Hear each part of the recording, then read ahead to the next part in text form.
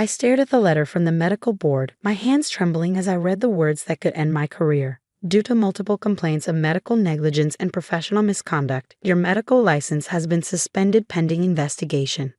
My name is Dr. Emma Richardson, and at 34, I was watching my life's work crumble thanks to the one person who should have had my back, my sister Victoria. Ready to give up yet? Victoria's text flashed on my phone. You should have just sold your share of the practice when I asked. The Richardson Medical Group had been our father's legacy, a network of prestigious private clinics across Boston that he built from nothing. When he died 6 months ago, he left the business equally to Victoria and me. I got the medical side, she got the administrative control.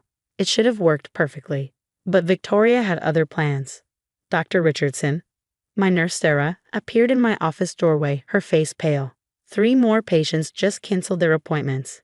They said they received letters about malpractice claims against you. I closed my eyes, fighting back tears.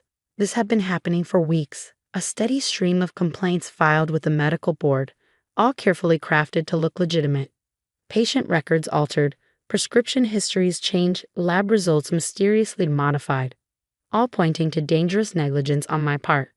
The board meeting is tomorrow. Sarah continued softly. Do you want me to call your lawyer? I shook my head. He dropped me yesterday. Apparently, someone informed his firm about my history of misconduct. Victoria had been thorough. With our family's fortune at her disposal, she orchestrated a campaign to destroy not just my career, but my entire reputation. All because I refused to sell her my share of the practice. My phone buzzed again. Another text from Victoria. Just imagine what Dad would think seeing his precious doctor daughter lose her license. Though I suppose he can't think much of anything now, can he? Something in her words made me pause. There had always been something off about our father's death. A sudden heart attack at 65, despite his perfect health. Victoria had handled all the arrangements, insisting on a quick cremation before I could request an autopsy. I opened my laptop, pulling up the file I'd been keeping on Victoria's activities. Behind her polished socialite exterior, my sister had been busy. Mysterious financial transactions, offshore accounts, meetings with people who specialized in making problems disappear. Sarah, I called out, remember that nurse who used to work with Dad? The one who quit right after he died? Maria? Yes, she moved to Florida, I think. I nodded, already pulling up Maria's contact information. She'd always been close to our father, and her sudden departure had seemed strange at the time. Cancel my afternoon appointments, I said, reaching for my phone. I need to make some calls. Victoria thought she had orchestrated the perfect takedown, using our family's money and influence to systematically destroy me. But she'd made one crucial mistake. She'd underestimated how far I'd go to protect not just my career, but our father's true legacy. As I dialed Maria's number, I thought about something our father used to say.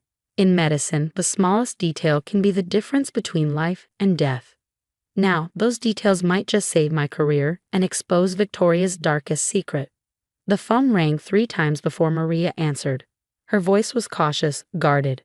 Dr. Richardson, I've been expecting your call. Maria, I said, my heart racing. We need to talk about what happened the night my father died. There was a long pause, then a deep sigh. Yes, she said finally. Yes, we do. But not over the phone. They might be listening. They? Your sister's people. They've been watching me. Meet me tonight, 8 p.m., at the coffee shop on Berkeley Street. Come alone. As I hung up, another text from Victoria appeared. The board meeting's at 9 a.m. tomorrow. Better start practicing your goodbye speech. I smiled grimly. Victoria thought she had all the power, all the control, but she'd forgotten something crucial about me. I hadn't become a doctor just because of our father's influence. I'd earned it through years of training, of learning to spot patterns, of never ignoring those small, vital details that others might miss. And now those skills might just help me uncover the truth that could save everything. The game wasn't over. It was just beginning. The coffee shop on Berkeley Street was nearly empty when I arrived at 8 p.m. Maria sat in a corner booth, her hands wrapped around an untouched cup of coffee. She aged since I'd last seen her, new lines of worry etched into her face. They offered me $500,000 to leave Boston, she said without preamble. Your sister's lawyers made it clear what would happen if I stayed. I slid into the booth across from her. Tell me about the night Dad died. Maria glanced around nervously before pulling out an old phone. I kept this, my old work phone. There's something you need to see. She pulled up a video and handed it to me. The timestamp showed 11:42 p.m. on the night of my father's death. The footage was dark but clear enough. Victoria entering our father's office at the main clinic, carrying something in her hand. 20 minutes later she left. At 12:15 a.m., the emergency call about his heart attack was made. I was working late that night, Maria whispered. I saw her go in, but she didn't see me. The next morning, when they found him, she trailed off, her hands shaking. Why did you come forward? Your sister had evidence, fabricated, but convincing, that I'd been stealing drugs from the clinic. She said she'd have me arrested, make sure I never worked in healthcare again. Then she offered me the money. My mind raced, connecting dots I'd been too blind to see before. The rushed cremation, the missing toxicology report, the way Victoria had insisted on handling all the paperwork herself. There's more, Maria continued. Your father was investigating something before he died. Discrepancies in the clinic's finances, large sums of money disappearing then reappearing in offshore accounts. I pulled out my laptop, showing her the file I'd been building. Like these transactions? Her eyes widened. Yes, exactly. He was going to confront Victoria about it. He'd found proof she'd been embezzling millions from the practice for years. Suddenly, my phone buzzed. A news alert. My heart stopped as I read the headline. Prominent doctor faces multiple malpractice claims. Sources allege pattern of negligence. The press release went out an hour ago. Victoria's text followed. Sweet dreams, sis. I looked up at Maria. I need that video, and I need you to testify about what you saw. She hesitated. Victoria's people. I'll protect you, I promised. But we have to move fast. The medical board meets at 9 a.m. tomorrow. After Maria left, I spent hours in my home office, piecing everything together. The financial records, the video, the timeline of events leading to our father's death. With each new connection, the picture became clearer and more damning. At 3 a.m., my phone rang. The caller ID showed a number I hadn't seen in years, Detective James Chen, an old friend from college who now worked in Boston PD's Financial Crimes Unit. Emma, his voice was urgent. I got your email. The financial records you sent. This is serious. We've been investigating similar patterns at other medical practices. How soon can you come in? I'll be there in 20 minutes, I said, already grabbing my coat. My phone buzzed again. Victoria, just saw you leaving your house. Late night errand? Don't bother trying to save yourself. It's over. I smiled, thinking of the GPS tracker she'd had planted on my car weeks ago. I'd left it there deliberately, letting her think she had the upper hand. What she didn't know was that I'd taken a lift to meet Maria, and now I was taking another to meet Detective Chen. Victoria might have inherited our father's business acumen, but I'd inherited his attention to detail and his determination to uncover the truth, no matter the cost. The game was changing. Victoria thought she was ruining my career. Instead, she was about to learn that some patterns can't be hidden forever, especially from a doctor trained to look for symptoms of a deeper disease. By morning, Boston would know exactly what kind of sickness had been growing in the Richardson Medical Group, and who had really been responsible for our father's death. The medical board meeting room was packed at 8:55 a.m. I sat quietly in the front row, watching Victoria hold court near the board members, her perfectly manicured hands gesturing as she spoke in hushed, concerned tones about her troubled sister. She hadn't seen me come in, just like she hadn't seen Detective Chen and his team quietly entering through the back door. Dr. Richardson, the board chairman called out at precisely 9 a.m., we're here to discuss the serious allegations against you. Do you have anything to say in your defense? I stood straightening my white coat. Yes, I do, but first I think we should watch something. The projector hummed to life as I played Maria's video.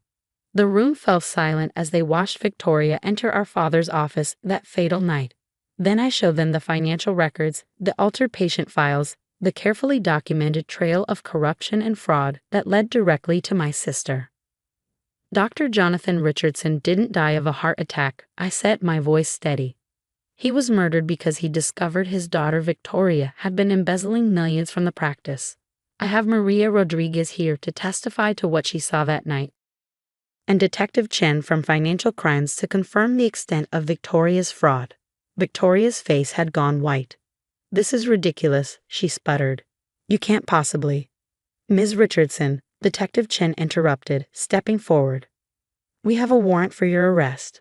The toxicology report you tried to bury, we found it, along with evidence of multiple offshore accounts and a pattern of financial fraud dating back 5 years." As the officers moved to arrest her, Victoria lunged toward me. "You think you're so clever," she hissed. "You have no idea what I've done to build this empire." "No, Victoria," I said quietly. "You have no idea what Dad and I built. Medicine isn't about empire. It's about healing, about trust, about doing what's right even when it's hard." I watched as they led her away, her designer heels clicking on the marble floor. The board members sat in stunned silence. "Dr. Richardson," the chairman finally said, "in light of this evidence, all complaints against you are dismissed. Your license is fully reinstated, effective immediately." The next few weeks passed in a blur. Victoria's arrest made headlines across Boston. The truth about our father's death and her years of fraud became public knowledge. Former employees came forward with more evidence, more stories of her manipulation and threats. I threw myself into rebuilding the practice, restoring our father's legacy of compassionate, ethical healthcare. The patients returned, trust was rebuilt, and slowly, the Richardson Medical Group began to heal. 3 months later, I sat in my father's old office, my office now, reviewing patient files when Sarah knocked on the door. "Dr. Richardson?" The DA's office called. "Victoria took a plea deal. 20 years for the fraud charges, with a separate trial pending for your father's death." I nodded, looking at the family photo on my desk. It was taken years ago, before Victoria's greed had poisoned everything. Sometimes I wondered if I could have seen it coming, if there were signs I'd missed. But then I remembered something else our father used to say. A doctor's job isn't to dwell on what went wrong. It's to heal what's broken and prevent it from breaking again. My phone buzzed. A text from Detective Chen. "Just heard about the plea deal. You okay?" I smiled, typing back, "Better than okay. The practice is thriving. We're opening a new clinic next month. Free healthcare for low-income families. Dad would have loved it." Victoria had tried to destroy me using our family's fortune and influence. Instead, she'd only proved what I'd known all along, that true success isn't measured in dollars or power, but in lives touched and people helped. As I prepared for my next patient, I glanced at my restored medical license hanging on the wall. Victoria had thought money could buy anything: reputation, loyalty, even justice. But she'd forgotten the most important lesson our father had taught us. The truth, like a patient's symptoms, always reveals itself to those trained to look for it. And I had been trained by the best.